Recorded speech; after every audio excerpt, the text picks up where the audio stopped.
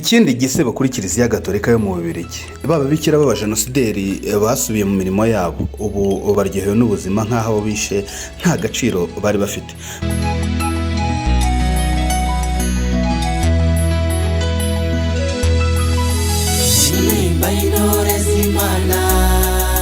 Inyanza uvinimba intore z'Imana Inyanza. Muri Kamena umwaka wa 2001 nibwo urukiko rw'i Buruseli mu Bubiligi rwahanishije Consolata Mukangango bakunda kwita Mama Gertrude igifungo cy'imyaka 15, naho mugenzi we Julienne Mukabutera bakunda kwita Maria Kizito ahanishwa gufungwa imyaka 12, bombi bamaze guhamwa n'uruhare muri jenoside yakorewe Abatutsi.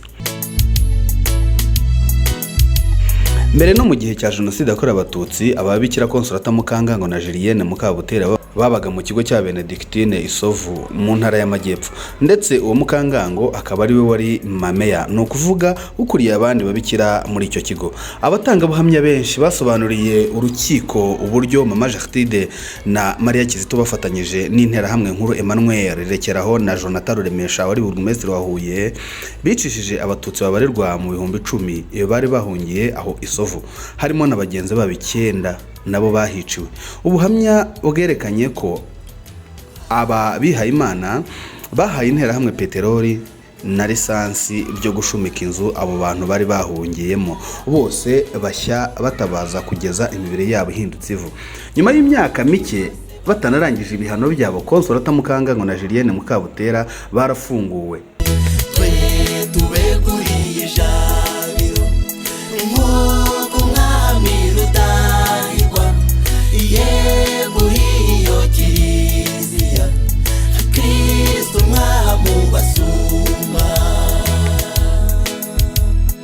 Bapfuye kuvanamo imyenda y'imfungwa gusa. Kiliziya Gatolika mu Bubiligi ibasanganiza amakanzu yererana de yabihaye Imana.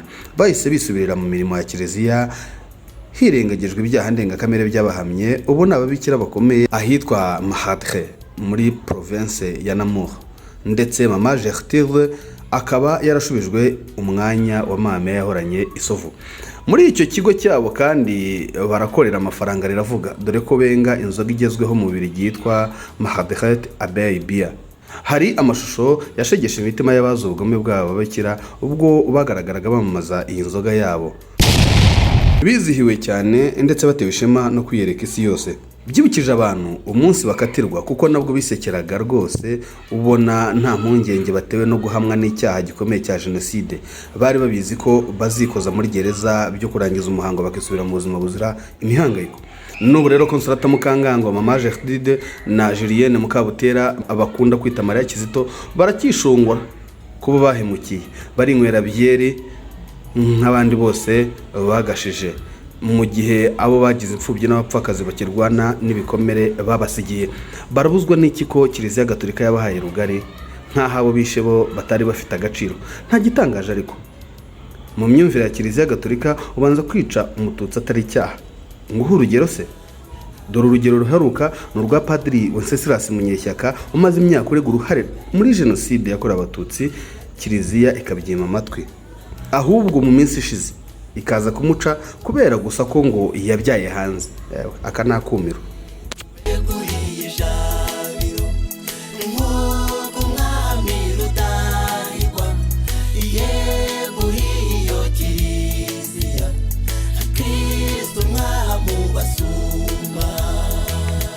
Kutabona ibintu kimwe n'ibyagombye guhindura abantu inyeshyamba no kubashora mu bikorwa by'iterabwoba kenshi bitanabaguye neza. Ubwanditsi bwa Rushyashya buzakomeza kugeza ku Banyarwanda abanyapolitiki bagambiriye neza, tubashime. Abashaka kutwangiriza isura y'igihugu nabo tubamagane. Burya koko ntawunanira umushuka ananira umuhana.